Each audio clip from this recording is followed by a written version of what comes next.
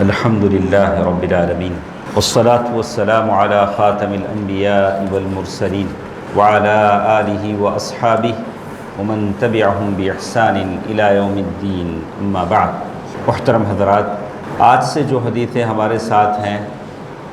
شیخ محترم نے جنہوں نے امام مسجد نبوی جنہوں نے یہ کتاب لکھا ہے، ہر چاپٹر کے نیچے 5-6 حدیثیں اسی سبجیکٹ سے متعلق لائی ہیں۔ تو توحید سے بڑھ کر کوئی چیز نہیں ہے، اسی کے تعلق سے کچھ حدیثیں ہمارے ساتھ ہیں۔ اسی لیے سلف علماء بار بار کہتے ہیں کہ اصل چیز توحید ہے۔ توحید آدمی پہلے موحد بن جائے، پھر اللہ تعالیٰ اس کے سارے اعمال کو قبول فرمائیں گے۔ تو یہ حدیث ہمارے پاس تھوڑی لمبی ہے، لیکن اس کا ترجمہ ہم سن لیتے ہیں۔ عن عبداللہ بن عمرو رضی اللہ عنہ قال اتى النبی صلی اللہ علیہ وسلم اعرابی علیہ جبۃ من طیالسہ مکفوفۃ بدیباج او مزورۃ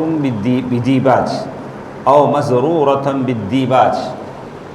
عبداللہ بن عمرو رضی اللہ تعالیٰ عنہ فرماتے ہیں کہ اللہ کے نبی صلی اللہ علیہ وسلم مجلس میں بیٹھے ہوئے تھے، ایک اعرابی آئے۔ اعرابی کہتے ہیں وہ زمانے میں ان لوگوں کو جو مدینے کے آس پاس کے کھیڑے پاڑوں میں بستے تھے، جیسے چنئی ہے، چنئی کے آس پاس آؤٹ آف چنئی اگر آپ چلے جائیں، کوئی آدمی کسی ایسے علاقے سے آتا ہے جو چنئی میں نہیں ہے، ڈسٹرکٹ کا کوئی علاقہ ہے، دور کا کھیڑے پاڑے کا آدمی ہے، وہاں سے آتا ہے، تو اللہ کے نبی صلی اللہ علیہ وسلم کے پاس ایسا ایک آدمی آیا، علیہ جبۃ من طیالسہ، اور اس کا ڈریس ایسا تھا، اوپر سے جو مشائخ پہنتے ہیں بڑا سا جبہ، اور سر پر سے ایسی شال، وہ سر اور کاندھوں کو ڈھانپتی تھی، جسے غترہ پہنتے ہیں، یا ایسا آدمی تو بدو تھا، لیکن ڈریس ایسا تھا جیسے بڑے علماء، بڑے مشائخ جیسے پہنتے ہیں۔ جیسے آج کل بھی بہت سارے لوگ ہیں، وہ گرچہ کہ ان کے پاس علم نہیں ہوتا ہے، لیکن علماء جیسا ڈریس پہن کے آدمی اپنے آپ کو عالم بتانا، دکھانا چاہتا ہے۔ اور اس کے پاس، اور اس نے اوپر سے ایک یہ بھی پہنا ہوا تھا،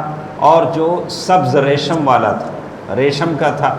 یا اس کے بٹن ریشم کے تھے، سلک کے تھے، سلک کا ڈریس تھا یا سلک کے ریشم کے تھے۔ تو اللہ کے نبی صلی اللہ علیہ وسلم نے جب اس آدمی کو دیکھا تو کہا ان صاحبکم ھذا یرید ان یرفع کل راع ابن راع ویضع کل فارس ابن فارس۔ تو اس آدمی نے جو آنے والا ہے، اس نے کہا ان صاحبکم ھذا ویرفع یرید ان یرفع کل راع ابن راع۔ آنے والے نے کہا کہ یہ جو آپ کے جو ساتھی ہیں، مطلب اللہ کے نبی صلی اللہ علیہ وسلم کی طرف اشارہ کر کے اس آدمی نے بتایا کہ یہ ہر چھوٹے آدمی کو بڑا آدمی بنانا چاہتے ہیں، اور بڑے آدمی کو گھٹا کر چھوٹا آدمی بنانا چاہتے ہیں، یعنی ہر بکری چرانے والے کو بڑا آدمی بنا دینا چاہتے ہیں، اور بڑے گھوڑ سوار کو نیچے کر دینا چاہتے ہیں۔ اللہ کے نبی صلی اللہ علیہ وسلم کو اس نے بلیم کیا اور بتایا کہ اللہ کے نبی صلی اللہ علیہ وسلم معمولی لوگوں کو بڑا آدمی بنا دینا چاہتے ہیں، اور ہم جیسے جو قبیلے کے سردار ہیں، اور ہم جیسے جو پنچایت کے، جیسے انہوں نے کہا کہ وہ زمانے میں جیسے بھی راج تھا، ہم جیسے لوگوں کو چھوٹا بنا دینا چاہتے ہیں۔ تو اللہ کے نبی صلی اللہ علیہ وسلم نے یہ بات سنا، فقام النبی مغضبا، اللہ کے نبی صلی اللہ علیہ وسلم غصے سے کھڑے ہوئے، فاخذ بمجامع جبته فاجتذب، اللہ کے نبی صلی اللہ علیہ وسلم نے اس کا جو جبہ تھا اس کو ایسے لپیٹ کے پکڑ کر گھسیٹا۔ اللہ کے نبی صلی اللہ علیہ وسلم نے گھسیٹ کر کہا لا ارى عليك ثياب من لا يعقل، ارے تم اپنے ڈریس سے ہی بیوقوف لگتے ہو۔ اللہ کے نبی صلی اللہ علیہ وسلم نے کیا کہا؟ تمہارا ڈریس ہی بتاتا ہے کہ تم بیوقوف، اور اگر تم یہ بات نہیں کہتے میرے بارے میں کہ میں ہر چھوٹے کو بڑا، بڑے کو چھوٹا بنانا چاہتا ہوں، تب بھی تم بیوقوف ہی تھے۔ تمہارا ڈریس ہی بیوقوفوں جیسا لگتا ہے، اس لیے کہ اس نے سلک کا ڈریس پہنا تھا۔ آج بھی ہمارے پاس مسلمانوں میں یہ رواج عام ہوتا جا رہا ہے کہ سلک کے کپڑے ہم پہنتے ہیں، شادیوں میں، اس میں سلک عورتوں کے لیے اچھا لگتا ہے۔ آدمی سوچ لینا چاہیے میں تو مرد ہوں، میں تو سلک نہیں پہن سکتا۔ تو کہتے ہیں اللہ کے نبی صلی اللہ علیہ وسلم فرمایا لا ارى علیک ثیاب من لا يعقل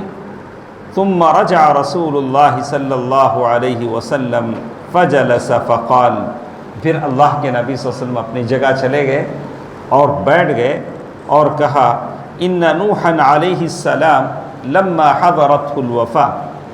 اللہ کے نبی صلی اللہ علیہ وسلم نے اس آدمی کے ساتھ ویسے کیا، پھر اپنی جگہ گئے، بیٹھ گئے، کہا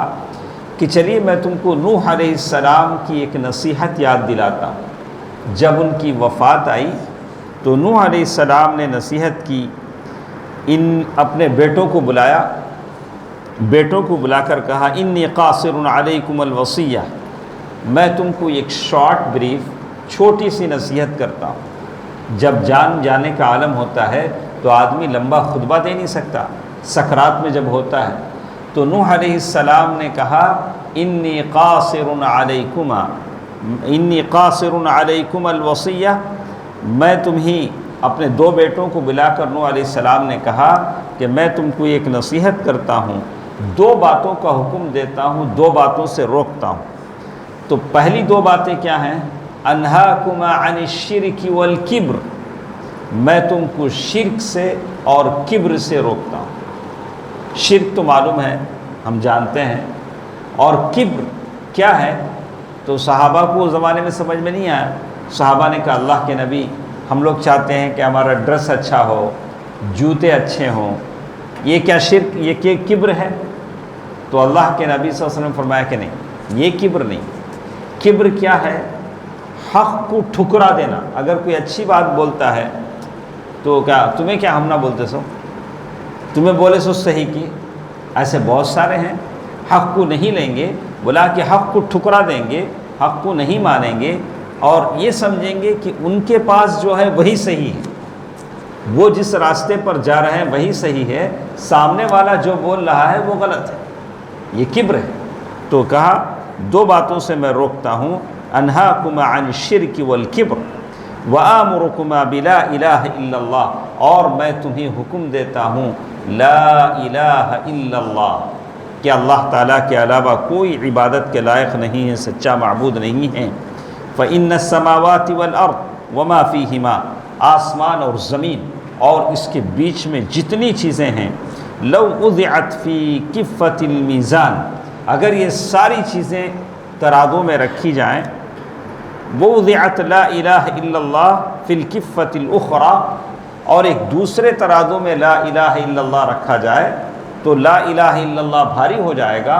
آسمان زمین جتنی چیزیں ہیں وہ چیزیں اوپر اڑ جائیں گی۔ وَلَوْ أَنَّ السَّمَاوَاتِ وَالْأَرْضِ كَانَتَا حَلْقَةً فَوُضِعَتْ لَا إِلَٰهَ إِلَّا اللَّهُ عَلَيْهَا لَفَصَتْ، اور کہا لَفَصَمَتْهَا أَوْ لَقَصَمَتْهَا، تو یہ بھی کہا کہ لا الہ الا اللہ، آسمان اور زمین سارے کے سارے ایک حلقے کے برابر ہوں، اور لا الہ الا اللہ ان میں رکھا جائے تو ان کو وہ توڑ دے گا، جیسے کہ الفاظ ہیں۔ پھر انہوں نے نوح علیہ السلام نے آخر میں کہا وَآمُرُكُمَا بِسُبْحَانَ اللَّهِ وَبِحَمْدِهِ، میں تمہیں حکم دیتا ہوں سبحان اللہ وبحمدہ۔ آپ ایسا سمجھ لیجئے لا الہ الا اللہ ایک ذکر ہے، سبحان اللہ وبحمدہ ایک ذکر ہے۔ علماء کہتے ہیں کہ اگر آپ ایسے کنڈیشن میں آ جائیں، آپ ایک ایسے گلوب میں بند ہو جائیں، باہر سے نکلنے کا کوئی راستہ نہیں، فائنانشیل طور سے، گھر کی پریشانیوں سے، قرضوں سے آپ ایسے پھنس جائیں